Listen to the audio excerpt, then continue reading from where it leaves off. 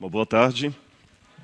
Fico feliz de ver que muitos se interessaram pelo assunto de hoje. Aliás, um assunto polêmico, palpitante. E você também que está assistindo em casa aí da internet, que você possa pegar a sua Bíblia e estudar conosco esse assunto, que tem intrigado muitas pessoas por aí. O título não poderia ser mais óbvio. Por que Deus mandou matar? Eu vou começar já pela polêmica. Vamos já analisar alguns textos bíblicos que deixariam muita gente da igreja em situação embaraçosa caso fossem apresentados por alguém num estudo bíblico, em alguma coisa assim.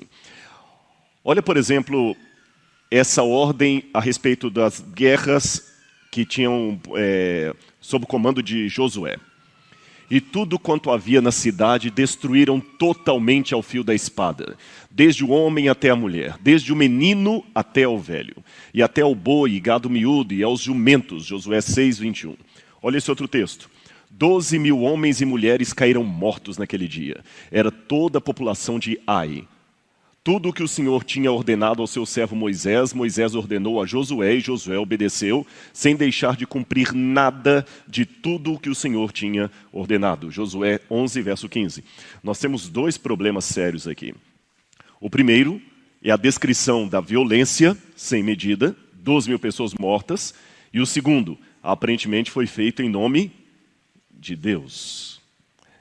Eu fico pensando se às vezes algumas pregações que vemos na televisão aí, dessas teologias da prosperidade, quando falam dos combates, fogueira santa de Israel e tudo mais, se eles param para pensar realmente que aquilo pode dar uma ideia negativa de Deus.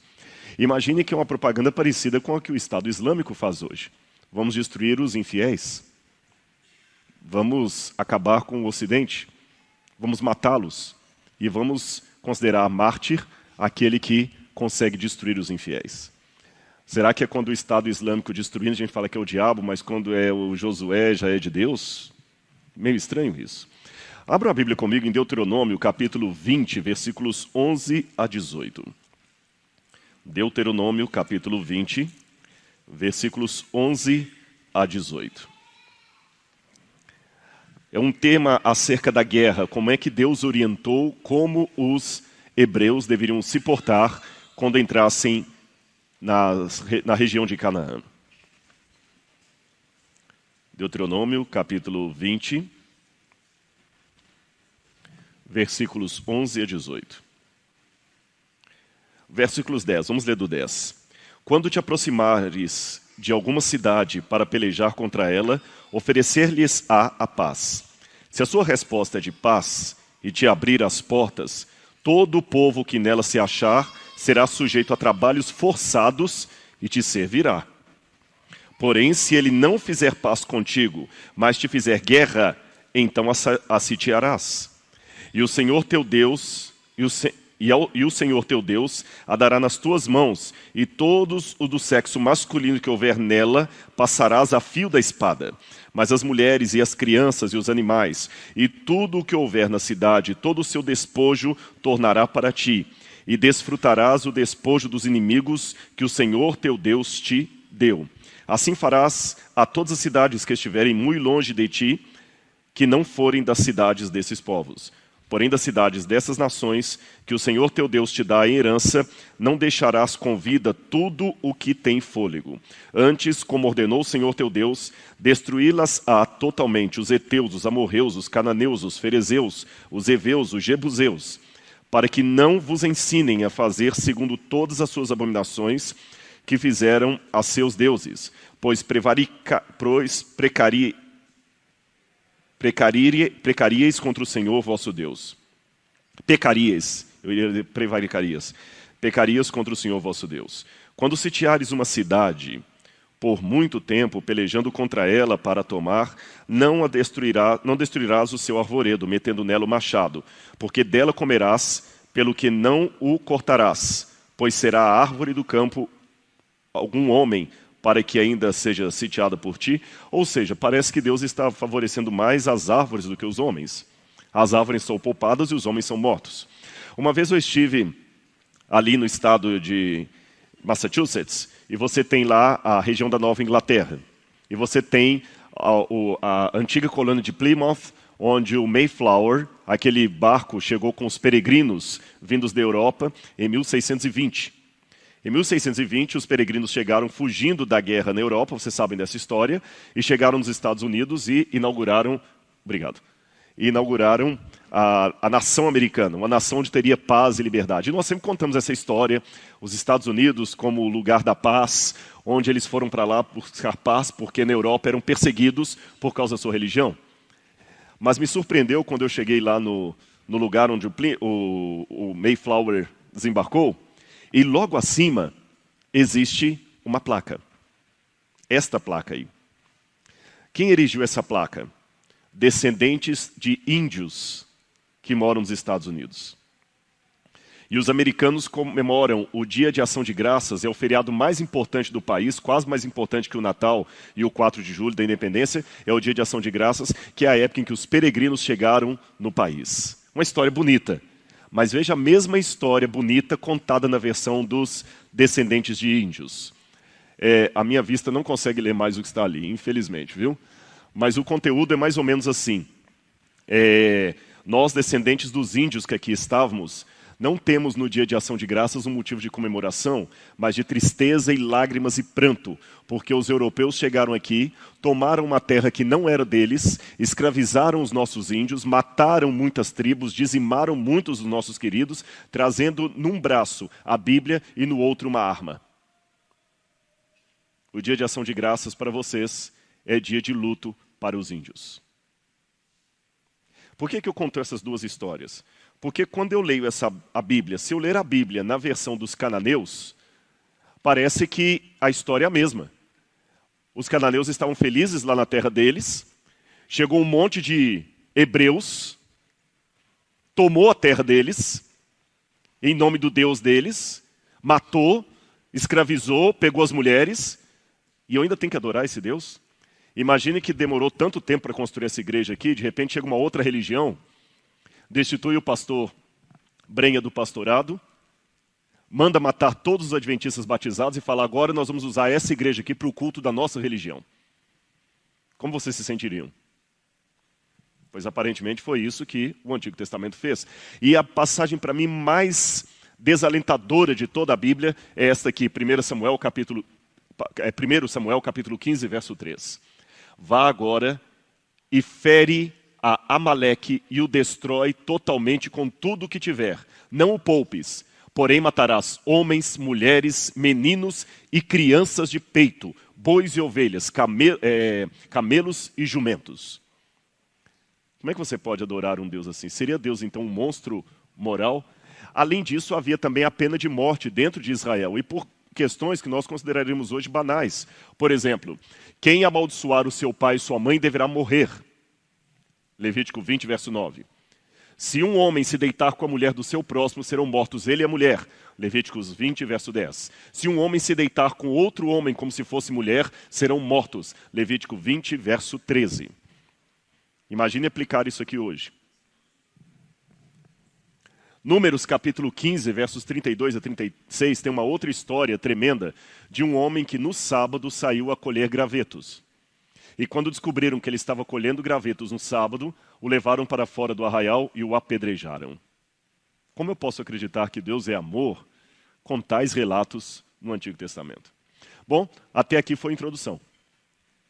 É o problema. Estão preparados para estudarmos isto? E se eu achar que vocês estão cansados e resolver a gente fazer oração e terminar a palestra agora?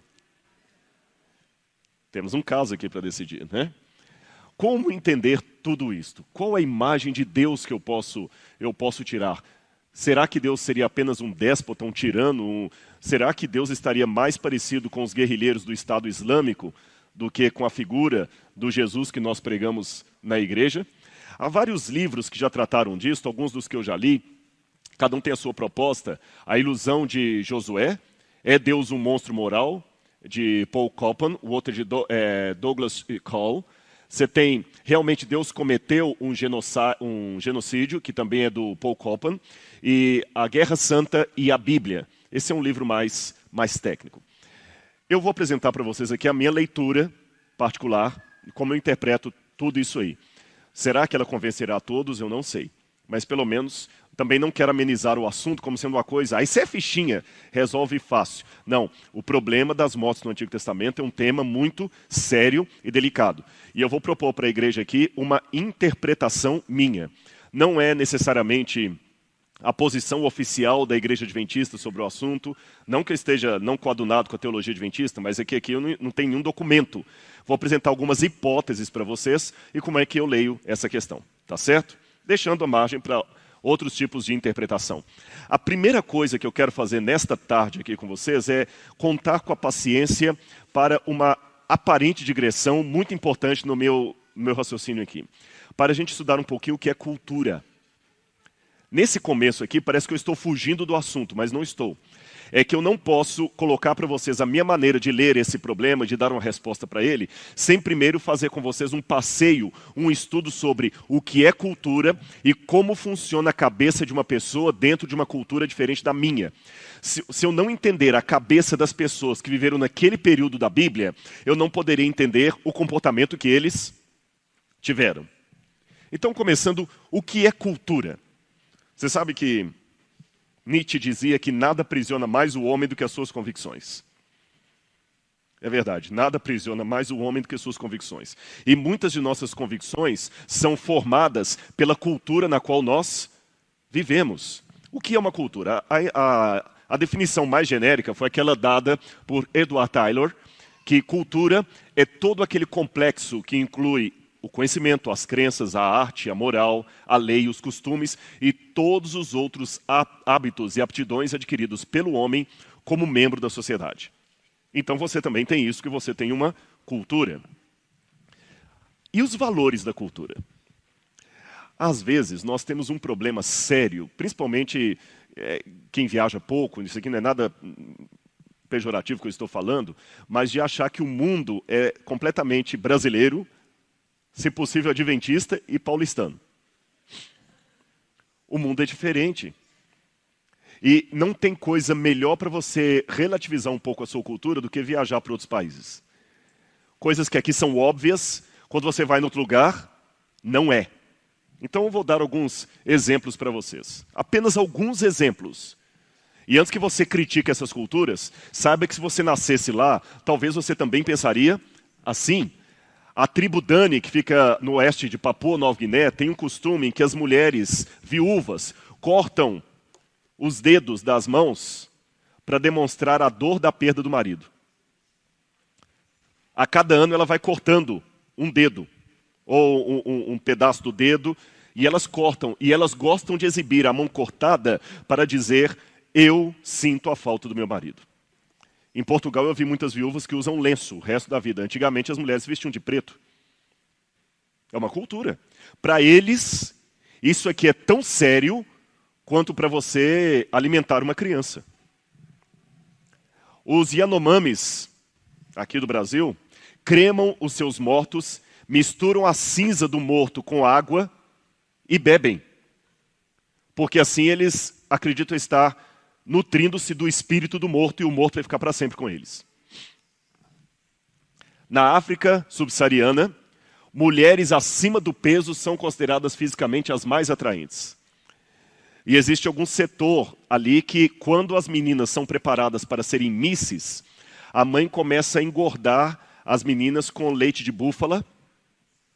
Elas tomam, búfala e uns outros animais lá, elas ficam comendo todas as horas. E na hora de aprender a desfilar, elas amarram pedras na cintura para andar bem assim, caída, porque o chique, o atraente para o homem é que a mulher ande imitando o andar de um elefante. Estão vendo que até a questão de beleza, de estética, é relativa. A tribo Tapirapé, de Mato Grosso, tem um outro costume dantesco, e isso ainda acontece nos nossos dias. São casos e costumes registrados pela Sinai, e tem um problema ético aí sério, até que ponto as leis brasileiras valem para as tribos indígenas que estão isoladas. Porque nesse caso aqui, a mulher, quando está em idade fértil, eles não têm muita noção de casamento, mas a mulher em idade fértil tem que se relacionar com a maior quantidade de homens possível da aldeia. Quando ela está fértil, ela tem relação sexual com vários homens ao mesmo tempo, porque na cultura deles, no código de valores deles, quanto mais homens estiverem fecundando a mulher, o filho dela vai nascer mais forte, mais robusto, porque ele vai pegar a característica de cada um daqueles guerreiros ali, e todos se sentem responsáveis pais da criança. A criança fica filha da tribo e não filha de apenas um homem. Na cultura deles, o conceito que nós temos de família é um conceito, como eu diria para vocês, é um conceito egoísta, porque você tem obrigação com o seu filho. Se você tem um filho aqui na igreja que está fazendo faculdade, você ajunta dinheiro e faz tudo para ele pagar a faculdade.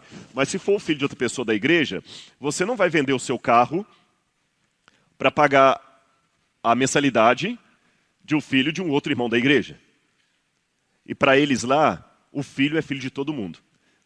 Por isso ela se relaciona com mais. Agora tem um detalhe curioso. Ela tem até 3 filhos. Quando ela tem o 4º filho, a criança é morta. Algumas tribos do Tibete têm o costume de cumprimentar mostrando a língua. Aquele sujeito está te cumprimentando. É uma forma de falar olá. O povo Toraja, do sul de Sulawesi, na Indonésia, todo ano tem um festival durante o Namanene, que eles pegam os mortos, tiram os mortos do caixão, embalsamados, vestem roupas nos mortos, passam perfume nos mortos e ficam desfilando com os mortos e não sei como dão até alimento para os mortos. Cada um vai lá, imagina que cena dantesca. Ali são cadáveres, aquele homem de terno ali é um cadáver, ali também é um cadáver de azul. Eles pegam os mortos, criança assiste durante o dia e passeiam com os mortos e conversam e fazem um banquete, depois enterram de novo. Durante um ano vão fazendo isso, os mortos são mumificados por essa razão. Na Índia, é o respeito pela vaca, né? Você tem crianças morrendo de fome.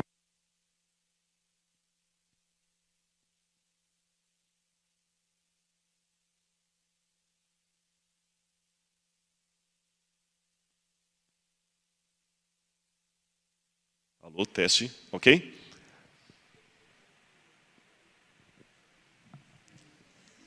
Isso é uma cultura que eu não estou entendendo. Aqui assim, tirar mais? Pronto. Você sabe que na Índia a vaca é um animal sagrado? Agora, antes que vocês achem todos esses costumes que eu falei terríveis, costumes brasileiros também são questionados lá fora. Eu vou dar alguns costumes brasileiros que eu já vi sendo questionados nos Estados Unidos, no Oriente Médio, que eles perguntam assim, como é que pode ser isso no Brasil? Por exemplo, o famoso jeitinho brasileiro. O europeu não entende por que a gente faz isso. Se não pode, não pode. Se não pode, não pode. Acho que ele veio aqui, tem alguma coisa com o microfone. Esse aqui está funcionando? Não precisa mais, tá bom. É bom saber a cultura, né? Olha bem, esse negócio do jeitinho, a gente faz gambiarra demais. Eles não entendem. Aqui no Brasil, você sabe, até pela condição financeira, a igreja não está nem terminada, o pessoal já está entrando. Na América é inimaginável. Como é que você coloca o pessoal dentro da igreja se a igreja está terminada e se cair, se desabar? Opa. Outra coisa também do jeitinho brasileiro que eles não entendem. A nossa maneira de driblar as leis para ter benefício. Passar debaixo da catraca para não pagar. Na Europa, muitos ônibus não tem nem cobrador, nem no metrô. O governo confia que você vai pagar. Uma vez eu vi um inglês lá que estava trabalhando com um brasileiro e ele estava no seguro-desemprego. E o brasileiro começa amanhã e falou, não posso, que ainda tem mais um mês de seguro-desemprego para receber. Eu falei, rapaz, você começa comigo, não posso. Mas por que você não pode? Porque eu estou recebendo o seguro da rainha. Aí ele falou assim, mas quem vai saber? Ele falou, eu sei.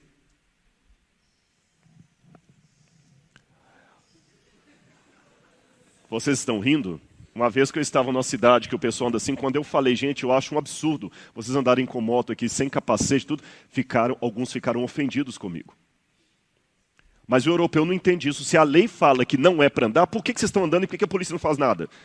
Vocês estão notando que algumas coisas na nossa cultura a gente não assusta porque acostumou com aquilo? Quando o erro se torna sistêmico e não é fácil de tirar. Outra coisa que eles não entendem é o nosso uso de talher, porque na Índia, por exemplo, e nos países do Oriente Médio, eles costumam comer com a mão. Os beduínos comem com a mão. A gente acha nojento comer com a mão, mas eles acham nojento usar talher e garfo, porque você não faca, porque você não sabe no restaurante como é que aquele talher foi lavado, na boca de quem que esteve, e você está usando sem nojo. Um oriental, ele acha mais higiênico ele usar a sua própria mão, porque ele lavou a mão e a mão só colocou na sua boca, do que usar um talher que você não sabe como é que foi lavado lá dentro. Dar 3 beijinhos ou 2 beijinhos, o americano acha isso tão estranho. Esse negócio de cumprimentar aqui, né? Não faz sentido. Feriados de prolongados. Como é que no Brasil vocês são muito vagabundos? Eles falam assim. Eles não entendem esse negócio de feriado. A gente acha que é ótimo emendar o feriado. Para eles não, estou perdendo dinheiro. Cabeça do americano, eu estou perdendo dinheiro. Usar sunga na praia. Isso é ofensivo. Uma vez em Portugal, eu lembro que você vê muito na praia, lá aquelas senhoras de idade fazendo topless. Isso é muito normal. Senhoras mesmo. A gente acha absurdo elas estarem com o peito para fora. Só que eles acham estranho quando vem no Brasil os camaradas todos usando sunga. Eles preferem outra coisa que eles acham terrível, jogar papel higiênico no cestinho ali. Tem que dar descarga naquilo. Coisa horrorosa, coisa anti-higiênica. Está proliferando bactérias ali no banheiro. Não é porque o pastor Brenha falou aquilo, não, mas já estava aqui na programação, pastor, viu? É um negócio de brasileiro nunca ser pontual. Outra coisa que eles assustam, mas eles perguntam isso para mim, escuta, sabe a ideia que a gente tem de mulher brasileira? É tudo garota de programa. Porque o pai vê a menina saindo assim, para uma balada, por coisa, e é tudo normal, a gente não assusta mais. Mas uma pessoa fala assim, essas são prostitutas. Isso é prostituição, mas pra gente, eu cobri o rosto das meninas ali, porque são menores de idade e eu não quero problema. Outra coisa que eles não entendem, como é que os filhos desobedecem tanto os pais e falam com o pai, cala a boca, pai! Sabe qual o sintoma de loucura entre a tribo, eu quero lembrar uma tribo lá da Nigéria, para eles loucura é querer ficar sozinho e começar a gritar com os mais velhos. Eu estou dando exemplos para vocês de coisas que também nós temos na nossa cultura e que chocam pessoas de outra cultura. Agora, através das conversações, circulam emoções, ideias que incentivam e avalizam certos tipos de atitudes e desestimulam e desaprovam outros tipos de atitudes. Essa circulação de emoções e ideias obedece a uma certa regularidade, constituindo ciclos fechados que caracterizam num padrão determinado. Por isso, não é tão difícil mudar uma cultura. Não basta fazer discursos dizendo que precisamos adotar novos modelos de desenvolvimento. Isso aqui são sociólogos que dizem. Isso aqui não é a Bíblia. Os discursos, como se diz, entram por um ouvido e saem pelo outro. Se as circularidades inerentes às conversações predominantes numa determinada coletividade não se alteram, a estrutura e a dinâmica dessa coletividade não podem mudar por mais que alguém queira impor a mudança, mesmo os chefes mais poderosos. Quem diz isto? Estudiosos do comportamento humano, sociólogos. Você não muda uma cultura assim da noite para o dia. Nessa cidade que eu falei lá do Brasil, não vai ser de hoje para amanhã que eu vou obrigar todo mundo a usar capacete. As mudanças não são tão rápidas como nós gostaríamos. É que a gente vive na época do iPhone, e a gente pensa que todas as mudanças são como o iPhone 3, 4, 5, 5S, 6, 6S e assim por diante. Na sociedade, as mudanças são mais lentas. Eu, aparentemente, falei com vocês que ia estar dando a impressão de estar fugindo do assunto, mas não estou. Eu precisava conscientizá-los, primeiro, do que é cultura e como uma cultura pode ser bizarra aos olhos de outra, inclusive a nossa. E como não é fácil mudar a cultura. Se eu impuser algumas coisas aqui, mesmo vocês admitindo que aquilo é o ideal, dificilmente vai mudar. Você fala assim, gente, a partir de hoje ninguém mais tome refrigerante aqui. Não vai mudar tão fácil assim. Agora, como é que funciona a cabeça de um radical?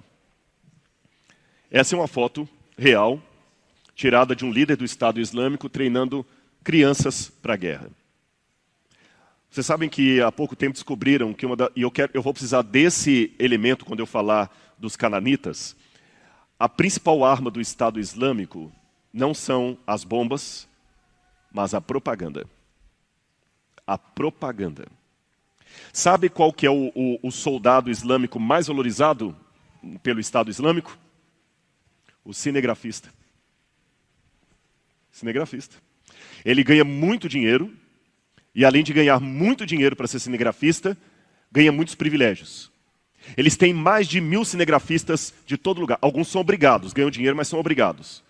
Por quê? Eles querem os melhores, porque eles fazem verdadeiros documentários do treinamento, como se fosse documentário da National Geographic ou da Discovery Channel.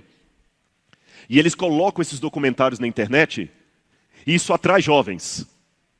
A propaganda é a pior coisa que tem. Eles atraem pessoas, até crianças. Eles ensinam crianças a degolar ursinho de pelúcia e gato para ensinar. Esse aqui é o infiel. Os cinegrafistas têm que filmar execuções. E a cabeça desse povo é assim que funciona. Eu vou poupar a nacionalidade dessa senhorita por questão de ética. Só vou falar que ela é de um dos países da América, da janela 1040. Hatun Siruk. Ela fugiu do seu país porque ela foi obrigada a casar com 16 anos com um primo quase 30 anos mais velho que ela. Ela não gostava dele. Ela fugiu para a Alemanha, e na Alemanha ela conheceu um outro homem e casou com ele.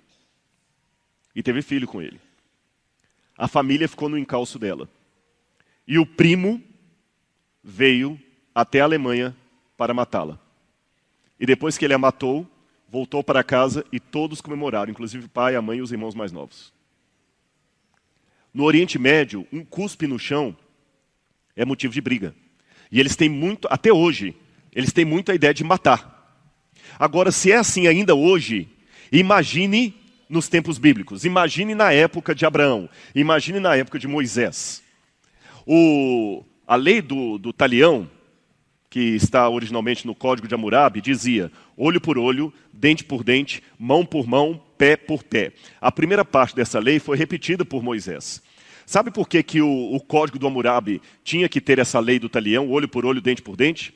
Porque era tão comum as pessoas se matarem, especialmente em vingança, que acontecia assim. Você me mata. O meu irmão vem e vinga minha morte matando você. Aí o seu irmão vem e vinga sua morte matando o meu irmão.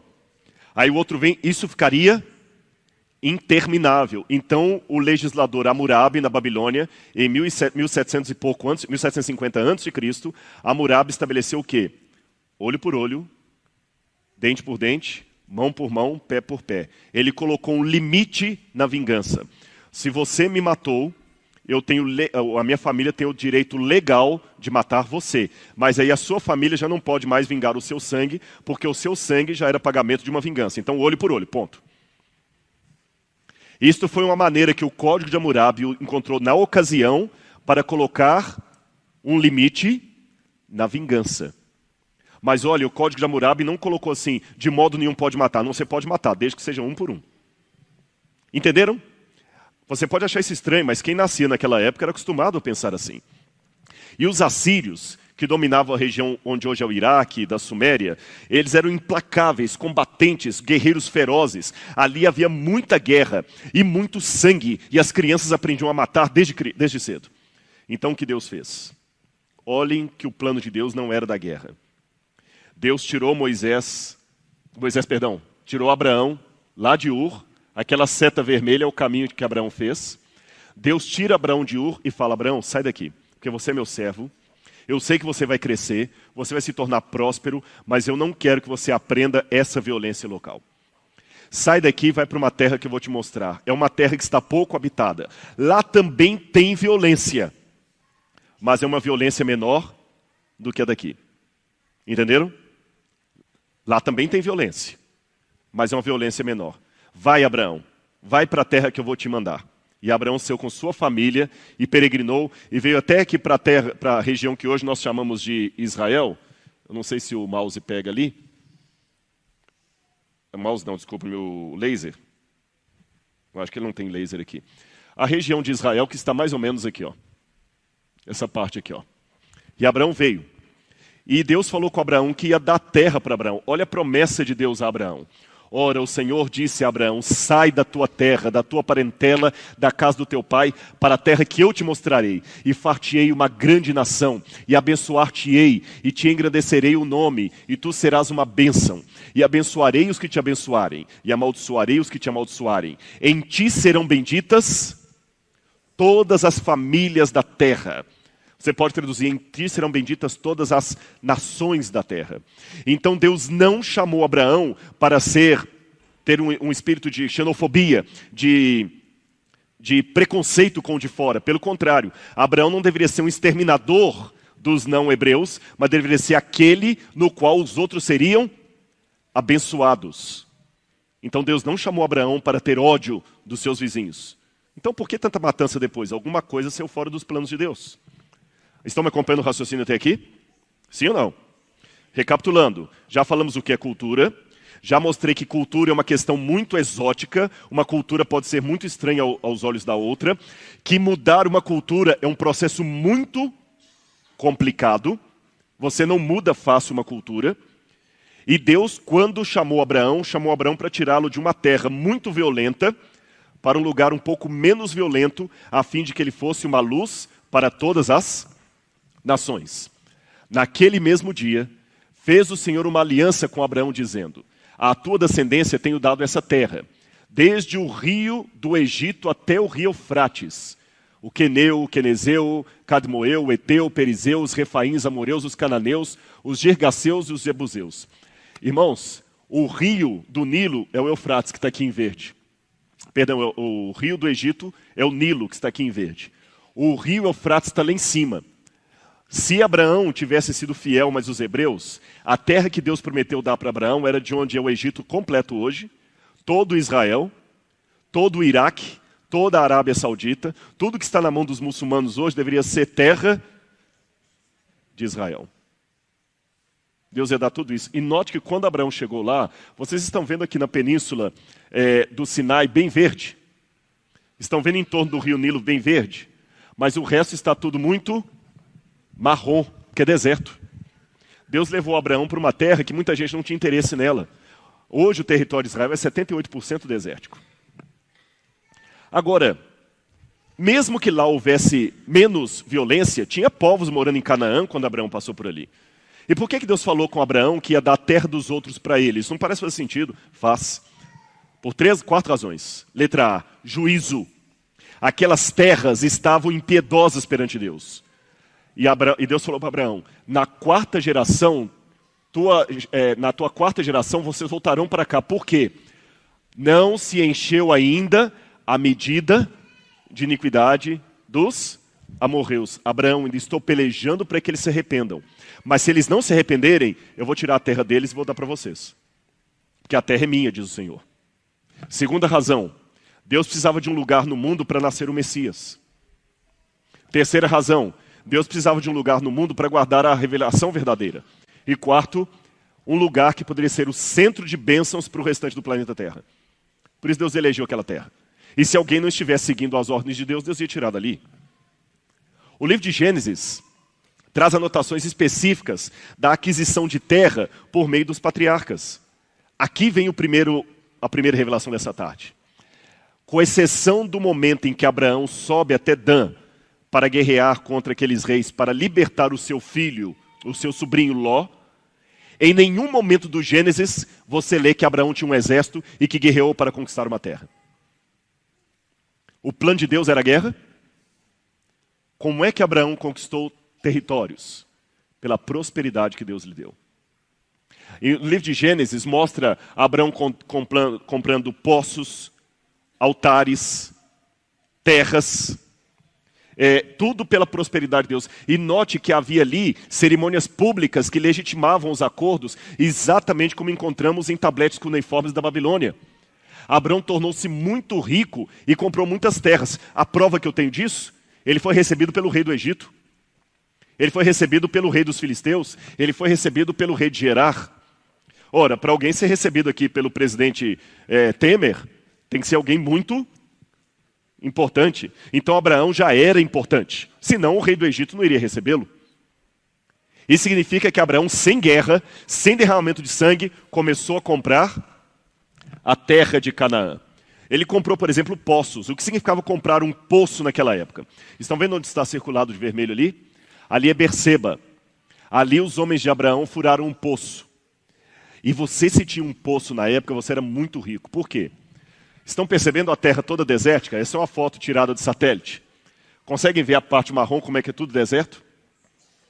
Imagine uma caravana tendo que atravessar o deserto para chegar do outro lado. Era importante ter um poço, porque o poço era onde a caravana podia descansar, dar água para os animais, dar água para os homens, comer alguma coisa no oásis que eles plantavam ali e continuar viagem. Não dá para viajar daqui até a América Central sem parar para abastecer o carro. Então quem tem posto de gasolina no beira da estrada está rico. Então Abraão pegava uma terra, Deus o abençoava, ele furava e achava água. Ali ele comprava o poço. Depois formava uma cidade ali, que pertencia a quem?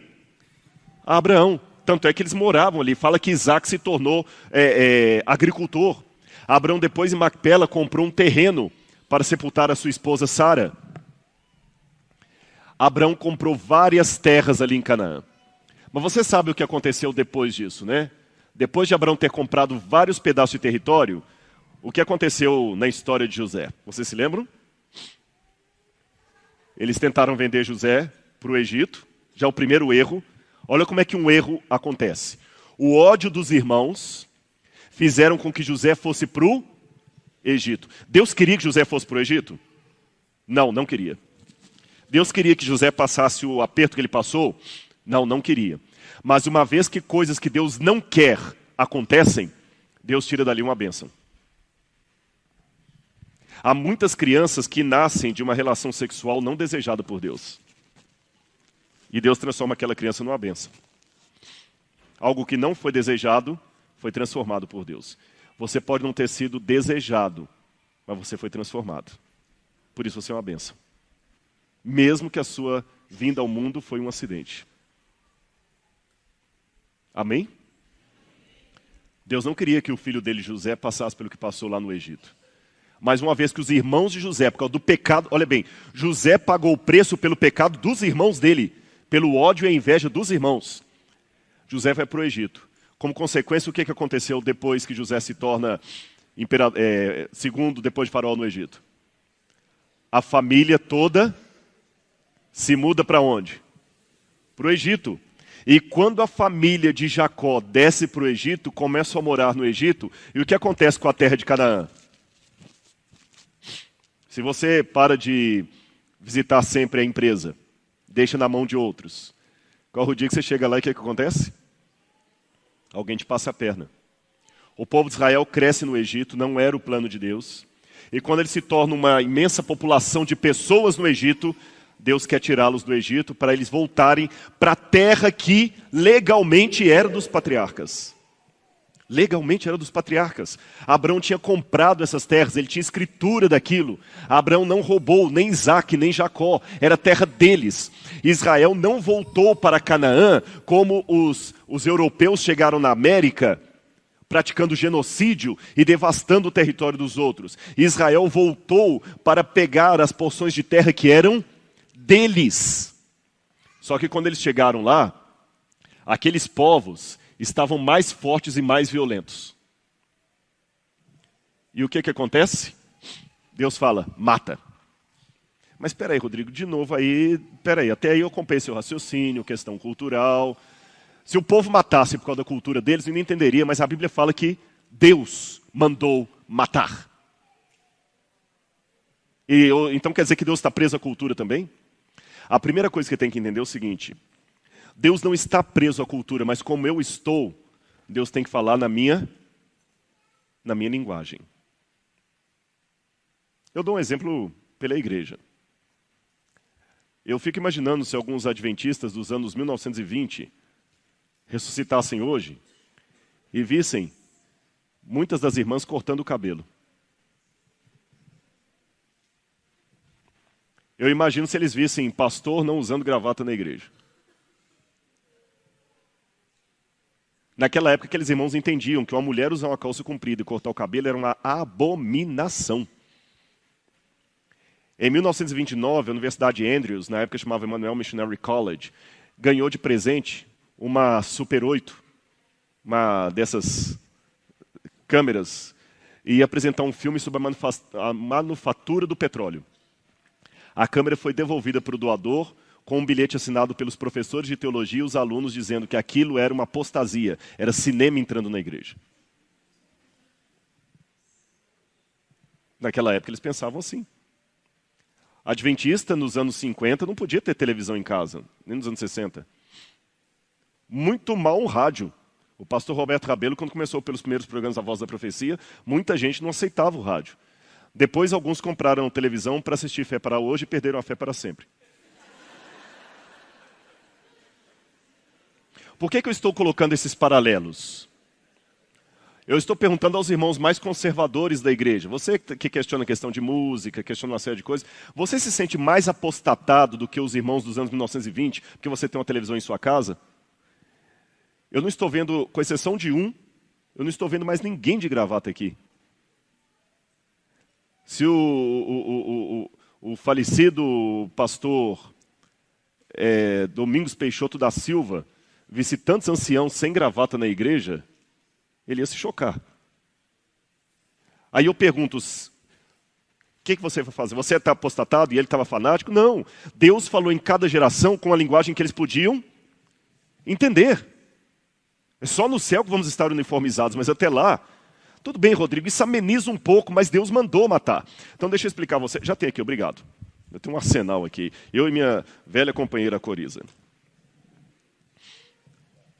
Olhem bem um pouquinho de hebraico para vocês entenderem. A língua, às vezes, igual eu falei de manhã sobre o alemão, tem coisas que são difíceis de traduzir. No hebraico você tem ali os modos verbais, e ali tem um imperativo. O cal imperativo, o coativo e jussivo. Ali você tem os verbos no hebraico, katal, katali, etc., que significa matar. Só que os gramáticos têm dito que alguns verbos imperativos no hebraico, especialmente o coativo e o jussivo, não significam ordem direta, mas permissão, tolerância. Só que o interessante é que o hebraico escreve diferente de nós. Vamos supor que, eu sempre dou esse exemplo que eu acho que fica bem didático. Como é o seu nome? Vivian. Vamos supor que a Vivian é muito minha amiga e a Vivian está gripada.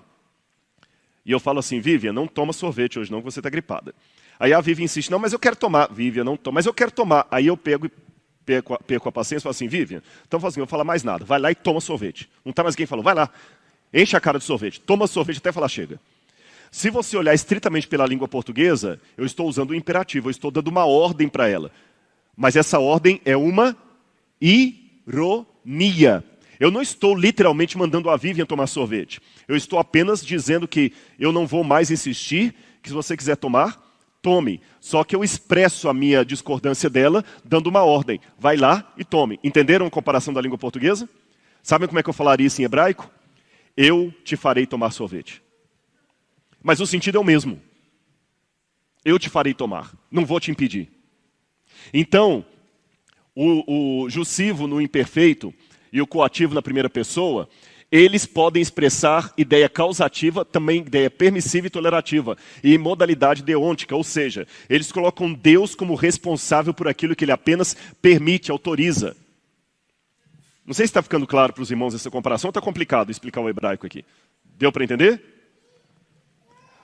O refill, que é uma forma verbal no hebraico, aqui eu tenho 2 livros de gramática hebraica que dizem isso, porque é um assunto que alguns têm como polêmica, eu trago a fonte então. O refill tem uma raiz causativa em contradição com o piel, mas ele pode ter um aspecto permissivo. Ou seja, eu estou apenas te autorizando a ir.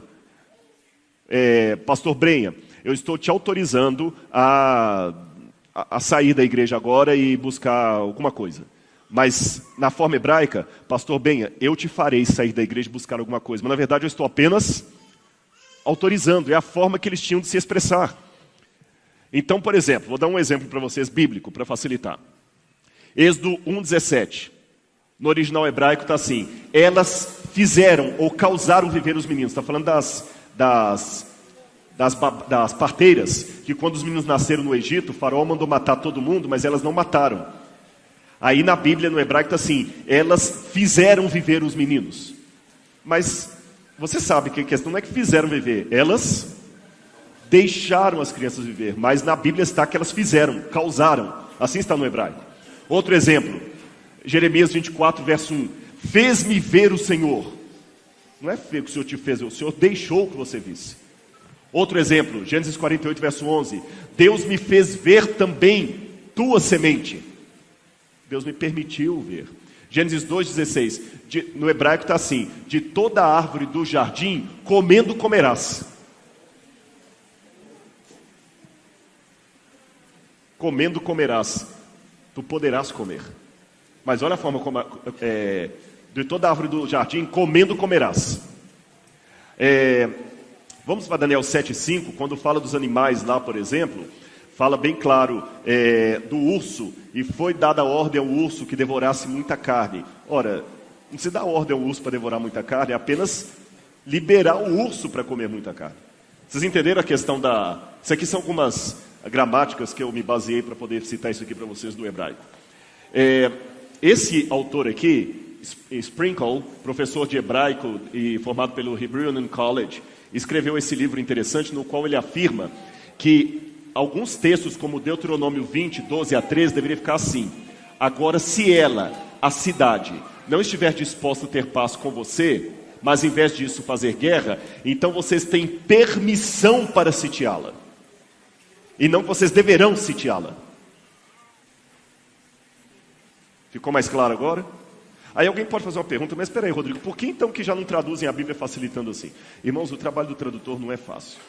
Não é à toa que já vem a velha alcunha tradutor e traditório. O tradutor é um traidor. Porque se você traduz a Bíblia ao pé da letra, fica meio sem sentido algumas coisas assim. Mas se você parafraseia, coloca uma tradução dinâmica, corre o risco de alguém falar assim: mas não é assim que está no original, ele colocou a impressão dele como tradutor. Então não é fácil. Por isso que Bíblia não deve ser lido, Bíblia deve ser estudado. E outra coisa, quando Deus falou o seguinte: deixará as mulheres, ou seja, os não combatentes, você deve poupar. Não é para sair discriminando tudo. Agora, mesmo assim, que Deus deixa matar, Rodrigo, porque você pode matar? Irmãos, não era a situação ideal, mas era necessário. Mas até criança. Lembra que eu falei da questão da propaganda? Imagine agora que uma força-tarefa é mandada à Síria para combater o Estado Islâmico. Eles estão mandando tiro aqui e crianças estão mandando tiro do lado de cá. Do lado de lá, o que você faz? E o que é pior, se o Estado Islâmico continua existindo, mais crianças vão ser recrutadas para o Estado Islâmico. Como é que Bin Laden foi resolver o problema de Bin Laden? Teve que uma força lá e dar cabo. A polícia não usa uma arma para matar, mas em caso de necessidade, tem que usar. Foi isso que Deus falou com Israel. Vocês estão voltando para a terra e aqueles povos estão impedindo. Se for preciso, use. Não era o real, mas era não era o ideal, mas era o real. Olha essa expressão de Deus em Ezequiel, capítulo 20, verso 25. Também lhes dei estatutos que não eram bons. Deus reconhece isso. E ordenanças pelas quais não poderiam viver. E os deixei contaminar-se com seus próprios dons, nos quais faziam passar pelo fogo todos os que abrem a madre para assolar, a fim de que soubessem que eu sou o Senhor. Ou seja, eu não queria que vocês ficassem assim, mas como vocês começaram a se contaminar com os cananitas, eu fui obrigado a dar mandamentos que não eram bons, permissões, autorizações que não eram bons para vocês, porque vocês se contaminaram. Isso é explicado por Paulo em Romanos, quando ele fala que alguns homens se entregaram tanta perversidade que Deus os entregou à sua própria cobiça. Deus os deixa de lado. Agora considere esse ponto. Em primeiro lugar, eu tenho alguns pontos para considerar com vocês. Estão comigo? Está dando para acompanhar o raciocínio? Em primeiro lugar, o extermínio dos cananeus não tinha nada a ver com raça, religião ou terra, posse de terra. Tudo tinha a ver com o julgamento de um povo e seus pecados. Deus não falou assim: destrói os cananeus porque eles não aceitam que eu sou Deus. Toma a terra deles. Não. Era um juízo de Deus sobre os cananeus. Segundo, Deus não ordenou Israel para exterminar os cananeus. E não era porque eles eram uma raça diferente. Na verdade, os cananeus eram semitas, como os israelitas. Terceiro, nem comandou Israel a exterminar todos os que não se convertessem ao judaísmo, como quer fazer o Estado Islâmico. Deus nunca obrigou as pessoas a se converterem. Outro ponto, os cananeus eram um grupo específico de pessoas, mas o seu nome também foi usado de uma maneira geral para se referir às 10 nações que Deus mandou que seriam destruídas.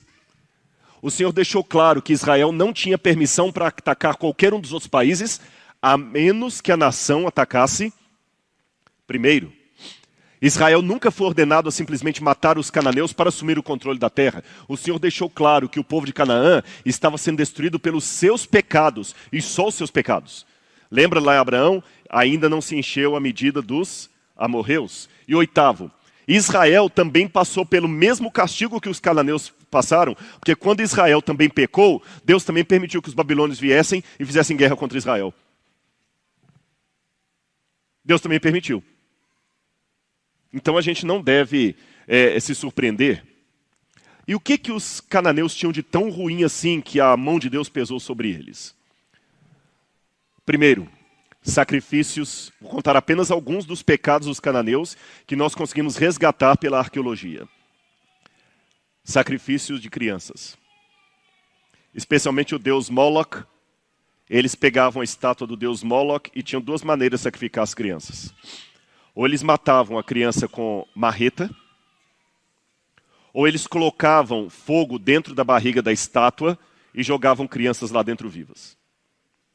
E vocês podem pensar, mas como é que as mães tinham coragem de fazer isso? Lembra que eu falei a questão da diferença cultural? Estudos sociológicos feitos da antiguidade mostram que as mulheres tinham uma relação com as crianças bem diferente de hoje. Por quê? As mulheres não dormiam com o marido na mesma tenda. O marido passava a maior parte do tempo em guerra, só vinha em casa às vezes para poder dormir, passar um tempo e voltar para a batalha ou para o campo. E ele muitas vezes violentava a esposa. O casamento não era como hoje, que você encontra alguém, namora, se apaixona, o casamento era arranjado. Essa aqui é sua esposa, essa aqui é seu marido. Então a mulher às vezes nem conhecia o homem. Ele chegava, violentava. A mulher não sabia o que era ter um orgasmo, o que era ter um prazer. Não havia carinho, com raras exceções, é claro. O homem chegava, violentava a mulher, deixava a semente dele na mulher, a mulher engravidava. E os psicólogos hoje, fazendo um estudo de psicobiografia, não é psicografia, psicobiografia, é uma análise da biografia de antigos com elementos da psicologia hoje, demonstram que havia um grande surto de depressão pós-parto nas mulheres. Você sabe que existem algumas doenças, inclusive psicossomáticas ou psicológicas, que acabam... Por exemplo, o índice de depressão hoje está muito maior do que no passado, porque nós temos elementos mais que propõem a depressão hoje do que no passado. Nós temos elementos hoje que propõem mais o estresse do que no passado. Então, como assim hoje há muito mais pessoas estressadas do que no passado, na época havia muito maior número de mulheres com depressão pós-parto. E o que acontece com a mulher quando tem depressão pós-parto? Não tem apego à criança. A prática de infanticídio era uma coisa acima do aceitável.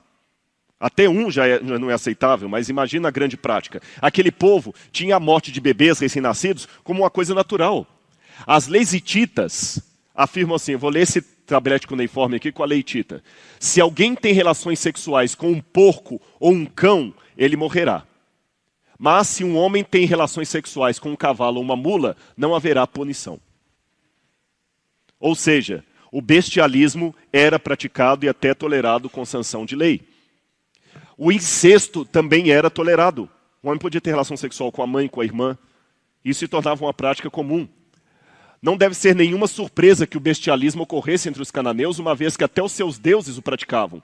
O poema épico cananeu, O Ciclo de Baal, diz assim: mais poderoso Baal ouve. Ele faz amor com uma novilha no interior e com a vaca no campo do reino da morte. Ela concebeu e deu à luz a um menino. Nenhum texto dos textos da antiguidade do Oriente Médio condena a homossexualidade. E antes que alguém pegue esse texto aí e queira colocar um processo em mim, ele está praticando homofobia.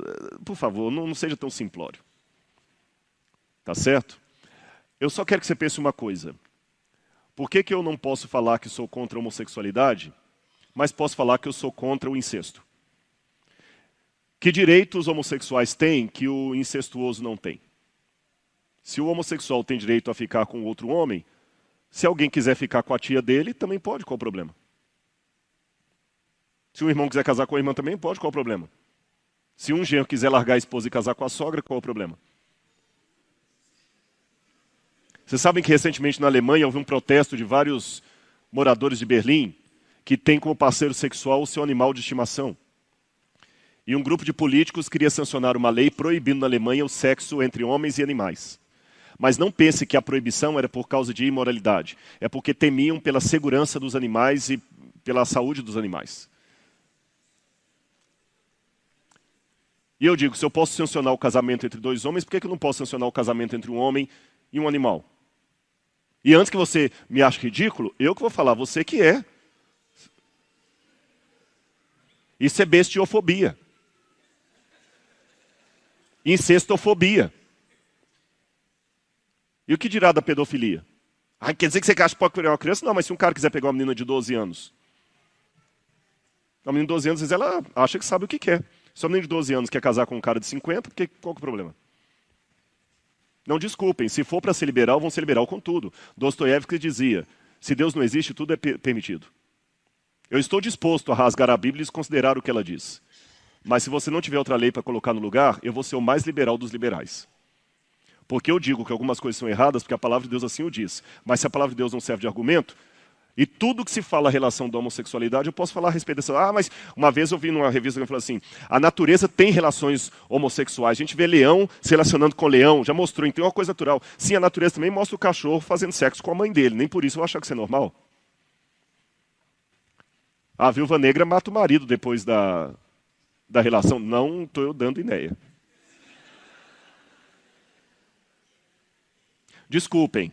Se algum homossexual ficou ofendido com minha fala, deixe-me apenas a dizer para você que eu respeito o seu direito de ser homossexual, mesmo discordando dele.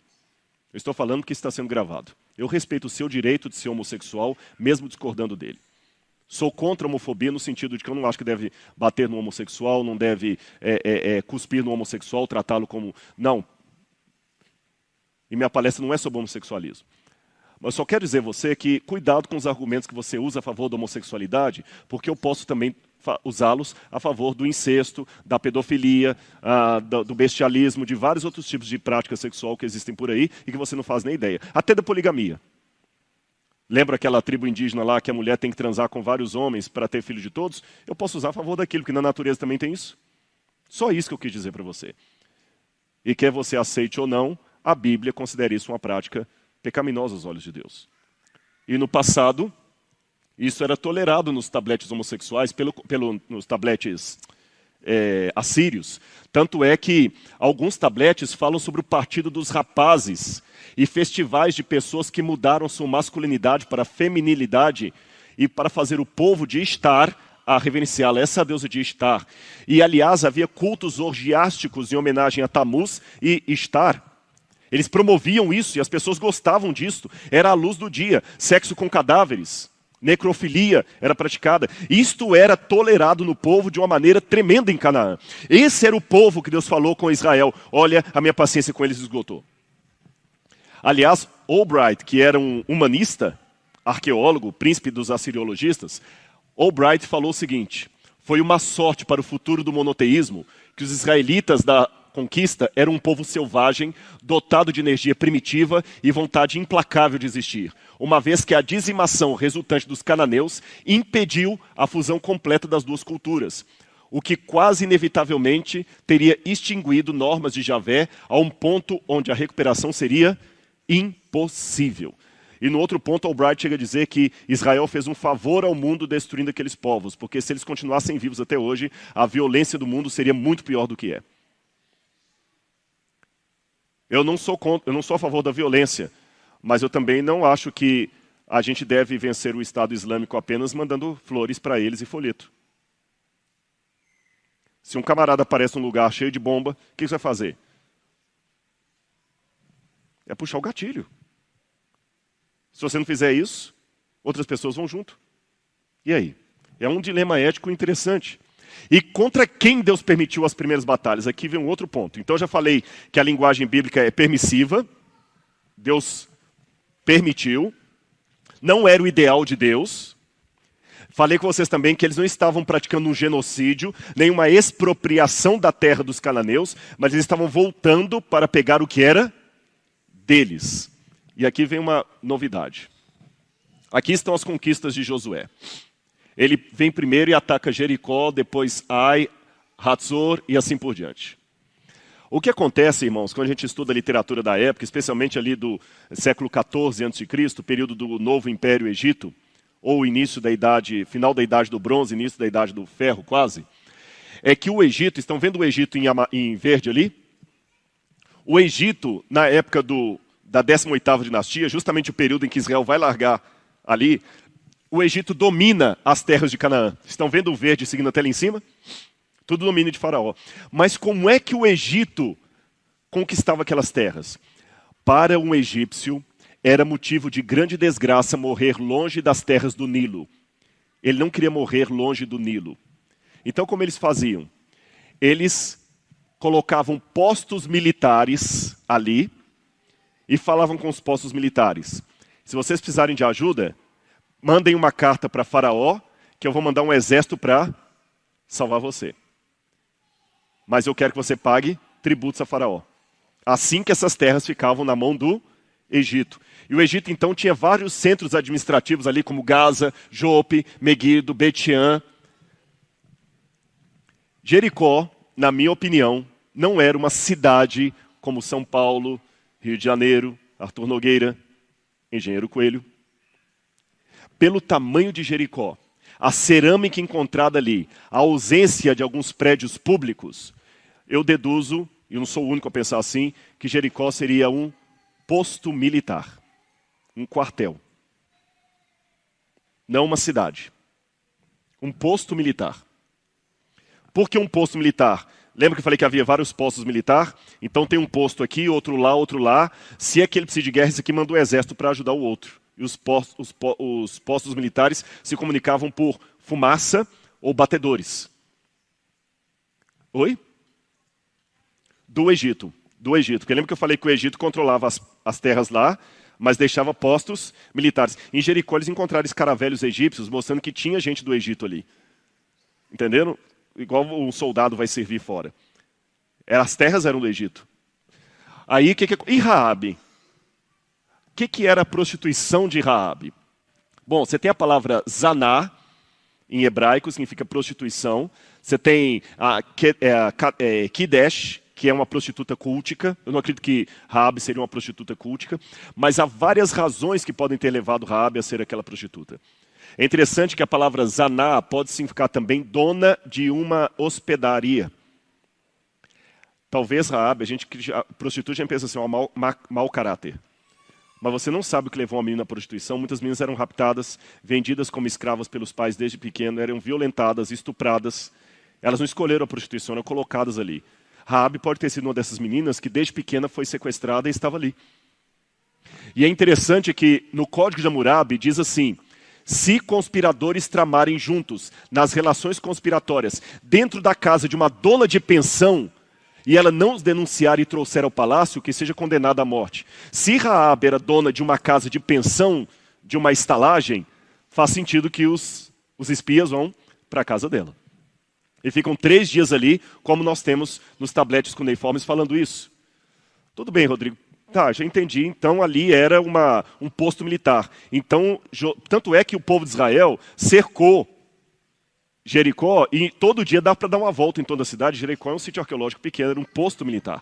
Não era uma cidade com banco, praça, rua, crianças brincando. Israel chegou lá cortando todo mundo. Tá, Rodrigo, mas e a ordem para matar mulheres e crianças? Aqui eu tenho que explicar mais outra coisinha da língua hebraica antiga, que nós temos em português também. Mais 5 ou 10 minutos no máximo eu termino. Dá para fechar? É a questão das hipérboles. Aristóteles já falava na arte da oratória, da retórica, há algo de adolescente nas hipérboles, pois elas expressam as coisas violentamente. São mais usadas por pessoas iradas que por outras pessoas. Nós temos muitas hipérboles e muitos livros, muitos artigos científicos escritos sobre a hipérbole na Bíblia. A hipérbole era um recurso de linguagem muito usado na Bíblia. Lembra que Jesus falou, se o teu olho te faz pecar, arranca-o e lança-o diante de ti. É mais fácil passar um um camelo no fundo de uma agulha, do que um rico entrar no céu. As hipérboles eram muito usadas na Bíblia, como nós usamos até hoje também. Olha que bonito, viu? Eu fiquei feliz. Estava todo mundo na igreja. Como? O planeta Terra inteiro. Eu vou acabar com ele hoje. Você vai ver. A gente tem hipérboles. Muitas hipérboles. Agora, a Bíblia também tem hipérbole, claro. E essas hipérboles são encontradas na literatura cananita, em redor do Egito. Ora, por exemplo, isso aqui é um painel que está lá em Luxor, no templo. E nesse templo você tem o faraó Tutmoses III, que para mim foi o faraó do Êxodo. E nessas paredes você tem lá as conquistas do faraó Tutmoses III. E olha o que ele fala num dos textos lá. O numeroso exército de Mitanni foi derrubado em uma única hora. Foram totalmente aniquilados. Não restou nenhum para a descendência. Uma outra forma de traduzir o egípcio seria: não sobrou nenhum dos seus descendentes. Só que nós encontramos relatos na história que, pelo menos um século depois disso, os Mitanni ainda existiam como exército guerreando contra o Egito. Então, na verdade, o que está escrito aqui é literal ou é uma hipérbole? É uma hipérbole. Outro exemplo que eu dou para vocês.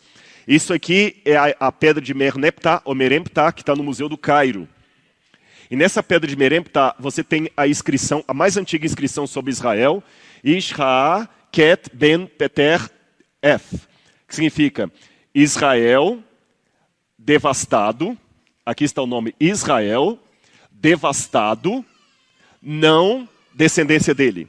Traduzindo, Israel foi completamente devastado. A sua semente não mais existe. Seus filhos foram destruídos.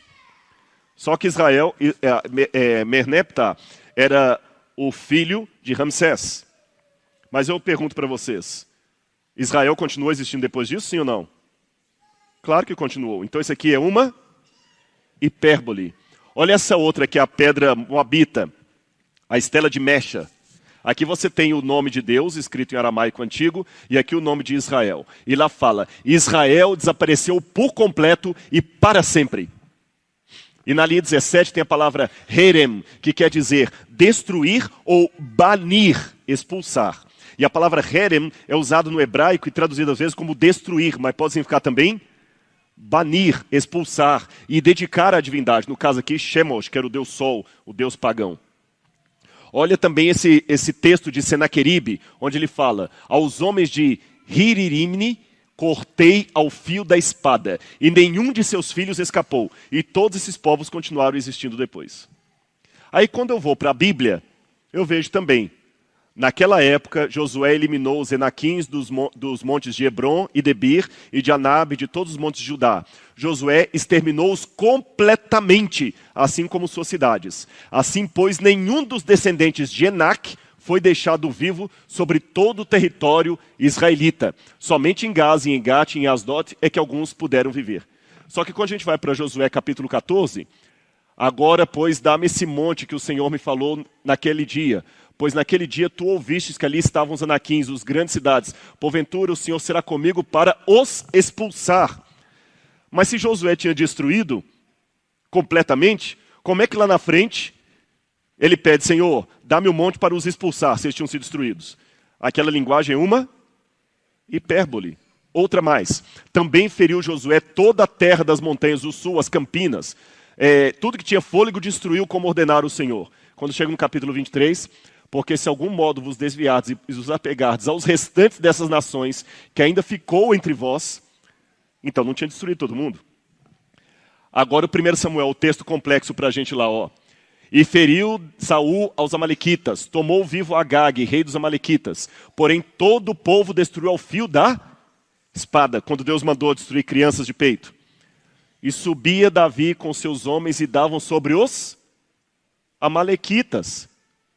Os amalequitas já tinham invadido o sul. Se Saul tinha matado todos os amalequitas, inclusive mulheres e crianças, não era para Davi encontrá-lo, porque ali parece que ele só poupou o rei. Então quando Deus diz, vai, fere crianças de peito, mulheres, é uma hipérbole. Não era literalmente para eles matarem as crianças de peito e todo mundo. Hoje eu acabo com você. Isso é uma hipérbole. Ninguém vai agora me algemar por causa disso. Ficou claro para os irmãos? Então, resumindo o que nós fizemos, não era o ideal de Deus, não foi genocídio, e eles tiveram que matar para se defender. E aqueles povos já estavam completamente animalescos no seu trato. Se Israel não pegasse em armas para se defender, ora, todos nós oramos e cremos em Deus, mesmo assim você coloca alarme aqui na igreja. E eu sei que tem uns camaradas vigiando os carros aí fora.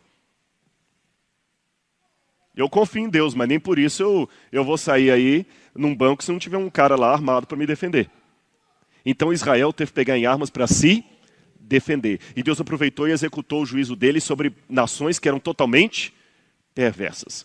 Mas para terminar, mas o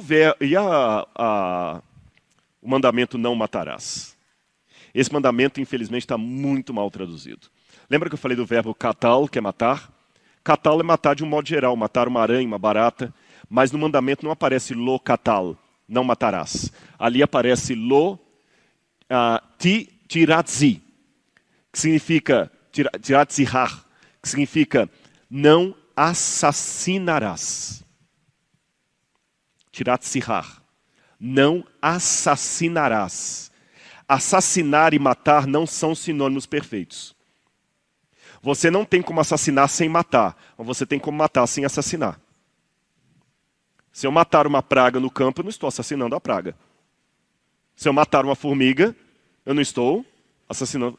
Você não pode assassinar sem matar, mas você pode matar sem assassinar. E o que é assassinar? Assassinar é tirar a vida traiçoeiramente de um ser humano. Homicídio, crime premeditado. Isso aqui é assassinar.